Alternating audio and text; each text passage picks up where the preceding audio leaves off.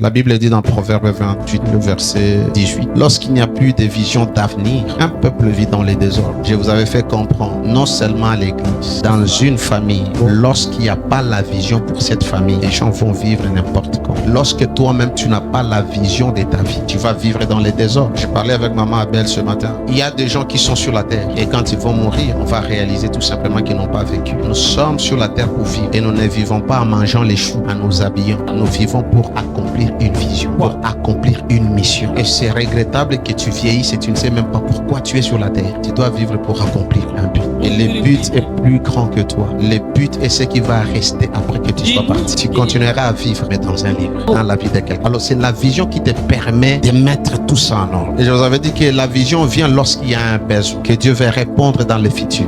Alors il va imprimer une image, sa volonté dans les cœurs d'un homme, dans les cœurs d'une femme, afin de résoudre un problème. Peu importe le domaine, peu importe la sphère. Personne va être envoyé par Dieu, peut être un pasteur, un prophète, un enfant de Dieu, un serviteur de Dieu. Il peut être appelé non pas à l'église mais dans le monde séculier. Comment est-ce que la vision vient? Comment est-ce que l'appel vient? Dieu mettra dans votre cœur ce qu'on appelle le mécontentement sacré. Il y a des choses que vous allez commencer à regarder à cause de l'esprit de Dieu en vous. Vous allez commencer à être mécontent de cela et vous allez prier ou chercher à résoudre ces problèmes parce que la vision de Dieu a pour objectif résoudre un problème. Lorsqu'il n'y a pas la justice dans une nation, Dieu suscite des hommes qui ont les fardeaux pour voir la droiture, la justice de Dieu être établie dans la société. Et des fois, Dieu t'appelle, il te conduit faire les études qui vont te permettre un jour d'aller dans cette sphère et d'accomplir le plan ou la vision de Dieu.